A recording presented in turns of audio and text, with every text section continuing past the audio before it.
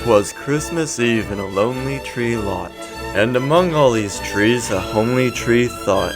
All of the families who saw him had passed him on by. "Why do they not want me?" he said with a sigh. Maybe it was because he was so frail and so small. His branches were tangled and he had no needles at all. It was cold, it was gloomy in this lot full of trees.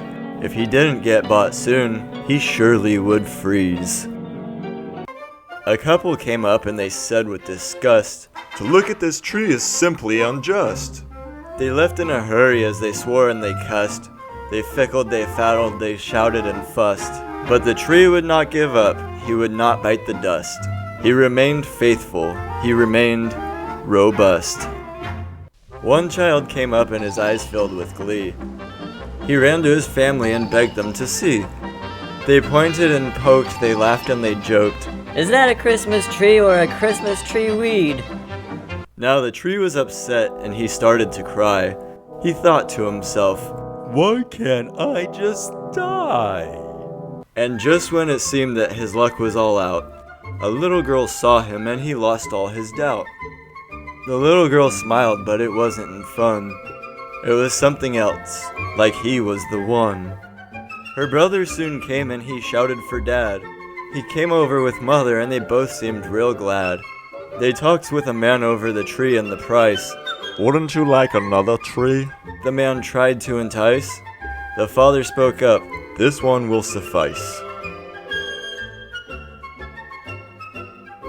So they took up the tree and they tied it onto the car, as the Christmas tree dreamed of bright lights and a star. The children sang and played in their seat, and as the tree thought of popcorn on strings, he said, "What a treat!" The tree was so happy and so full of warm light, he knew that tonight was his night. The children would decorate him up real nice and real pretty. He waited and dreamed while they drove to the city. The family pulled up to a mansion so high, but then passed it up as they were done looking at the lights. The Christmas tree thought, "Well, it's okay if they're not rich. I would be happy if they lived in a ditch." They drove down a street and the tree thought, "Not bad. So they're a middle-class family. That's more than I had." The car kept on driving and it finally turned, and this neighborhood made the tree quite concerned.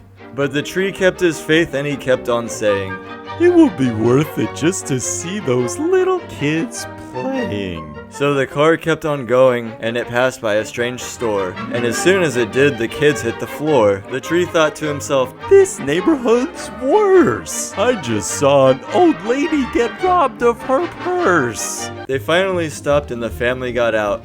Then the dad went inside and he started to shout. The kids ran inside and the mother did too.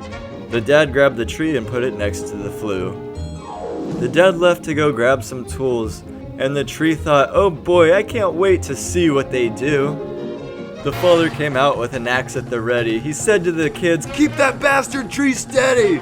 He lifted the axe and he swung it with glee as the Christmas tree screamed, "Dear God, why is this happening to me?" Splinters flew as branches came off, and at this point all the tree could do was cough. Then the dad picked up the massacred shrub. He put it into the stove and he gave it a shove. The father lit the furnace and the kids gathered round. They sat by the warmth and then they heard a sound. The tree gave its last words, "Why didn't you stop?" But all the kids heard was sizzle and pop. Now this story may bug you from night until morning, but to the kids in the story, it was joyous and warming. Yeah. What's up?